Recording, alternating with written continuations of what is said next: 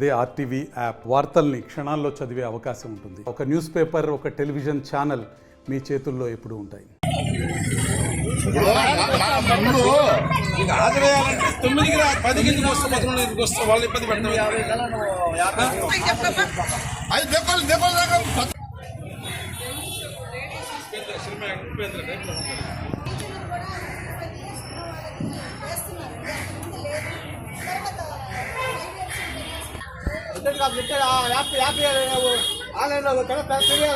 నువ్వు టయానికి రావాలి కదా.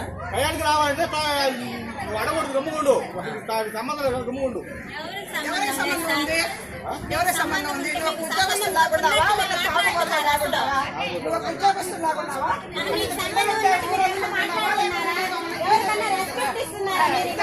పేరెంట్ గా మాకు అడిగే రైట్ ఉంది. చైర్మన్ సంవత్సరాలు నీలాంటి వాళ్ళని ఎవరిని ఇక్కడ చూడలా. నీకు ఇష్టం లేకపోతే మనసు మానుకొని ఇంట్లో కూర్చో, తాగు, రోడ్డు మీద పెట్టుకో. నేను అడిగేవాడు ఎవడున్నాడు ఇక్కడ? ఒక పేరెంట్స్ నిజంగా నేను ఆడపిల్లకాయలు నేను చూసి నేర్చుకోవాలా? అంటే నువ్వు ఏమైనా చేస్తాను ఆడపిల్లకాయలు తాగొచ్చి, నువ్వు తాగొచ్చి ఏమైనా చేస్తాను మేము ఆడపిల్లకాయలు. రక్షణ ఎక్కడ ఆడపిల్లకాయలకి? వాయించారా?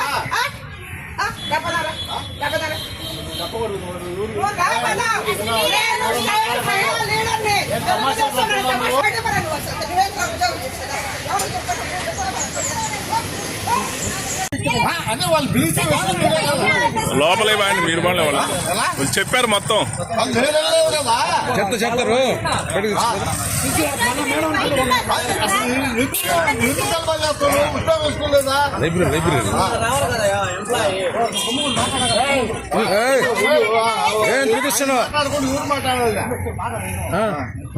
వాళ్ళు బెదిరిస్తున్నావు. హెచ్ఎంని కొట్టడానికి పోయిందంట.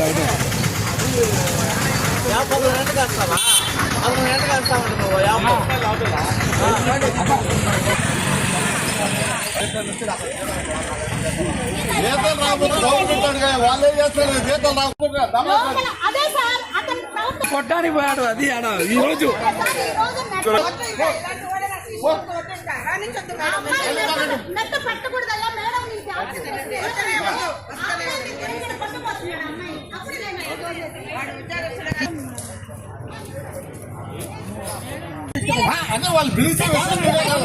లోపలే బాగా మీరు బాగా వాళ్ళు చెప్పారు మొత్తం చెప్తారు.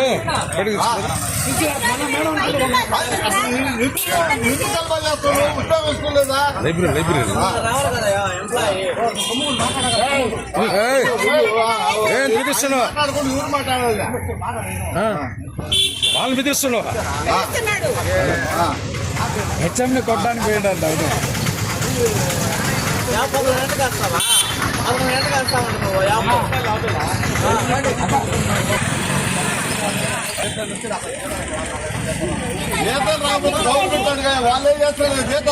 సీఎల్ పట్టాడు, ఏది చేయకుండా ఆయన స్కూల్కి వస్తుంటే నేను ఆయనకి ఎన్ని సీఎల్ ఉన్నాయి అప్పుడు నేను దాన్ని కొనసాగించవచ్చు. ఆయన వచ్చినా రాకపోయినా అవన్నీ వేసేసి అయిపోయింది. ఏప్రిల్ నుంచి నేను అతను రాని రోజుల్లో యాబ్సెంట్. ఉదయం రాకపోతే ఉదయం యాబ్సెంట్, మధ్యాహ్నం వస్తే టైంకి వస్తే సంతకం చేస్తారు. ఈ విధంగా జరుగుతుంది. కానీ కావాలని వచ్చి 10-11 గంటలకు వచ్చి రోజు మార్చి రోజు మాకు నేను సంతకం చేయాలి. ఎవరికి చెప్తారా? ఎవరికి చెప్పుకుంటావు? ఎవరికి చెప్పుకుంటాను? చెప్పు. నేను చేయాలి.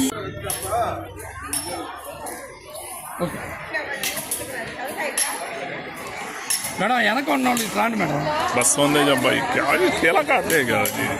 हाँ खेला काट दो. डर को पीछे जाते रहे तो डर को पीछे जाते रहे तो ना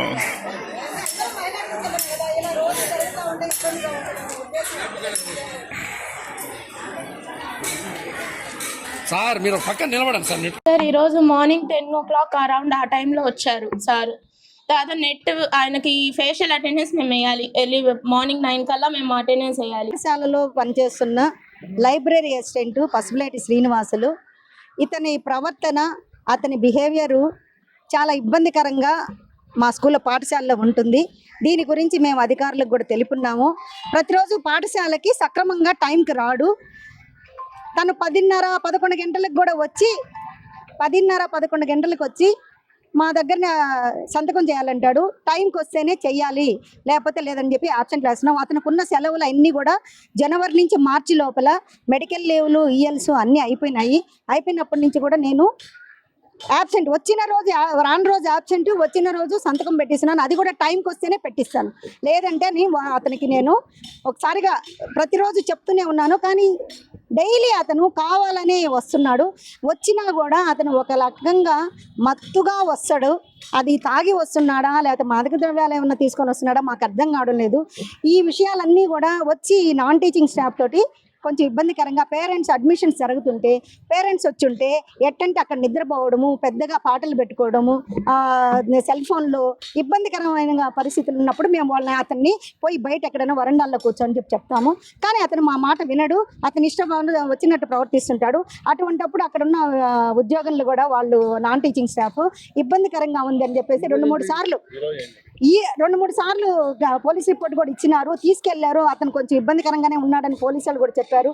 నేను సీఈఓని కూడా కలిశాను. ఇతనిని ఈ స్కూల్లో సార్ గర్ల్స్ హై స్కూల్లో ఇబ్బందికరంగా ఉన్నది, ఆయన్ని మీరు ఏదన్నా మీ డెప్యుటేషన్ వేసుకోవడమో లేకపోతే ఏదన్నా స్కూల్లో మీరు అతన్ని ట్రాన్స్ఫర్ చేయడమో బాయ్స్ హై స్కూల్కి అని చెప్పాను. 2-3 రోజుల్లో మేము ఏ చర్యలు తీసుకుంటామని చెప్పినారు సీఈఓ గారు. కానీ మళ్ళీ ఇప్పటి వరకు మేము అది ఇచ్చి కూడా 4 రోజులైంది. ఈ రోజు కూడా నిన్న పేరెంట్స్ తోటి కొంచెం ఇబ్బందికరంగా మాట్లాడాడు. ఏంది నీ దగ్గర వాసన వస్తుందని చెప్పి పేరెంట్స్ మాట్లాడుతుంటే అతను వాళ్ళతోటి తిరగబడి మాట్లాడాడు. ఇంకా పేరెంట్స్ కూడా ఏదైనా వాళ్ళతోటి ఇది చేస్తే అతన్ని ఎక్కడ తంతారో అని మేము కూడా కొంచెం శ్రద్ధ పెట్టి పంపించినాము. కానీ ఈ రోజు ఉదయం రాగానే ఇప్పుడు 10 గంటలకు వచ్చి నేను సంతకం చేయాలంటాడు. నేను లేదు, నీకు యాబ్సెంట్ వేసేస్తున్నాను, నువ్వు 9 గంటలకే రావాలి స్కూల్కి. నిన్న నువ్వు యాబ్సెంట్, మొన్న యాబ్సెంట్, నిన్న కూడా మధ్యాహ్నం వచ్చావు, నిన్న మధ్యాహ్నం సంతకం చేయించాము, నా పొద్దున యాబ్సెంట్, ఈ రోజు కూడా ఉదయం యాబ్సెంట్ నీకు వేస్తున్నానంటే నేను నెట్ పెట్టుకొని ఫోటో నేను యాప్ వేసుకోవాలన్నాడు. వేసుకోవాలంటే ఆ అమ్మాయి ఆ నెట్ వైర్ పెట్టొద్దు అని చెప్పి మేడం వద్దన్నప్పుడు పెట్టొద్దు అని అన్నప్పుడు ఆ అమ్మాయి మీదకి వెళ్ళబోతుంటే నేను కూడా బయటికి ఎందుకు ఆ అమ్మాయి మీద కొట్టబోతున్నావు అని చెప్పేసి నేను కూడా దొరిపోయినాను. తోస్తే అప్పుడు నా మీదకి తిరగబడి నువ్వెవరు నాకు చెప్పేది, ఆమెవరు నాకు చెప్పేది, నా ఇష్టం వచ్చినట్టు నేను ఉంటాను అని చెప్పి పెద్దగా మాట్లాడుతున్నాడు. ఇది అందరు పిల్లలు ఇక్కడ స్కూల్ జరిగేటప్పుడు చాలా డిస్టర్బెన్స్గా, ఉదయమే నాకు ఫస్ట్ పీరియడే ఈ విధంగా ప్రతిరోజు డిస్టర్బెన్స్గా ఉంటుంది. దీన్ని అధికారులందరి దృష్టికి తీసుకెళ్ళున్నాను. తొందరలో అధికారులందరూ ఏదో ఒకటి తీసుకొని ఒక చర్య తీసుకుంటే, అతని మీద చర్య తీసుకుంటే మేము ప్రశాంతంగా ఇక్కడ పాఠశాల నడుపుకోవడానికి నాకు అవకాశం ఉంటుంది. నేను ఆత్మకూరు గర్ల్స్ హై స్కూల్ నందు రికార్డ్ అసిస్టెంట్గా పనిచేస్తున్నాను. నా సర్వీస్ మొత్తం 34 సంవత్సరాలు. గత 2 సంవత్సరాల క్రితం మేము గర్ల్స్ హై స్కూల్కి వచ్చాము.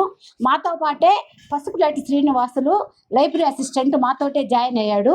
అప్పటి నుంచి ఇప్పటి వరకు ఒక్కరోజు కూడా కరెక్ట్గా స్కూల్కి వచ్చి ఎరగడు. అతను ఎట్లా చేస్తున్నాడేమో మేము అతను పట్టించుకోకుండా ఉన్నాము. కానీ ఈ మధ్య కాలంలో అతను తాగుతున్నాడు, బంగారు తీసుకుంటున్నాడు ఏమో మాకు తెలియదు. కానీ మేము పిల్లల దృష్ట్యా, మా పాఠశాల దృష్ట్యా మేము ఎవరికి చెప్పకుండా అవన్నీ మేము వింటానే ఉన్నాము. మాకు ఈ సంవత్సరము దాదాపు 210 మంది పిల్లలు మాకు చేరారు. చేరినప్పుడు పక్క ఊరు గ్రామాల నుంచి కూడా మాకు పేరెంట్స్ వస్తారు. ఆ పేరెంట్స్ వచ్చినప్పుడు కూడా అతను మా దగ్గర కూర్చొని నిద్రపోవటము, అతని బిహేవియర్ సరిగా ఉండేది కాదు.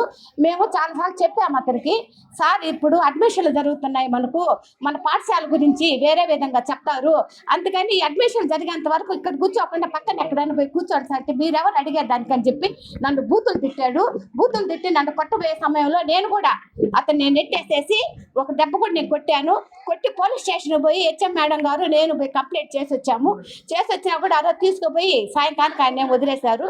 మళ్ళీ తెల్లవారి పాఠశాలకు వచ్చేసాడు. తర్వాత మరుసటి రోజు కూడా అదే విధంగా జరిగితే హెచ్ఎం మేడం గారు నేను జిల్లా పరిషత్ సీఓ గారికి కంప్లైంట్ చేశాము. ఇన్ని రోజులు మేము ఎందుకు గమ్ముగా ఉన్నామంటే మా పాఠశాల పేరు చెడ్డగా బయటకు వస్తే ఉద్దేశంతో మేము ఎన్ని భరిస్తూ వచ్చాము. కానీ ఇప్పుడు అతను ఏ పరిస్థితుల్లో వస్తున్నాడో, మమ్మల్ని ఏం చేస్తాడు అని చెప్పి మాకు భయంగా ఉంది. ఒక స్క్రూ డ్రైవర్ కూడా ఒకటి జేబులో పెట్టుకొని తిరుగుతూ ఉన్నాడు. మేమనంటే మిమ్మల్ని చంపేస్తాము మనం చూపిస్తున్నాడు, మమ్మల్ని బూతులు తిడతా ఉన్నాడు.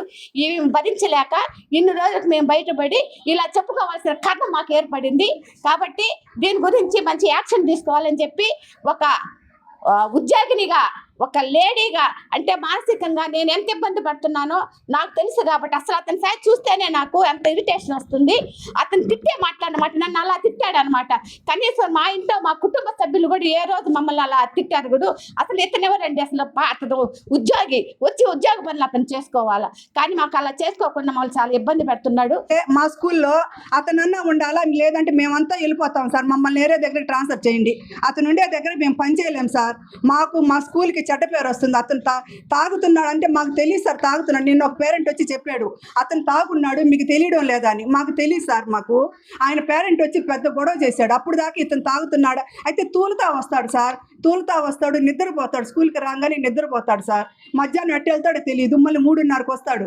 అప్పుడు వచ్చి మేడం దగ్గర సంతకం పెట్టాలంటాడు. మేడం గారు ఇప్పుడు నువ్వు స్కూల్లో లేవు కదా అని ఆబ్సెంట్ వేస్తే, ఆబ్సెంట్ వేసిన దాని మీద సంతకం పెట్టున్నాడు సార్ కొట్టేసి. మరిన్ని వీడియోస్ కోసం ఛానల్ ని సబ్స్క్రైబ్ చేయండి. లేటెస్ట్ అప్డేట్స్ కోసం వాట్సాప్ ఛానల్ ని ఫాలో చేయండి. అండ్ లింక్ డిస్క్రిప్షన్ లో ఉంది.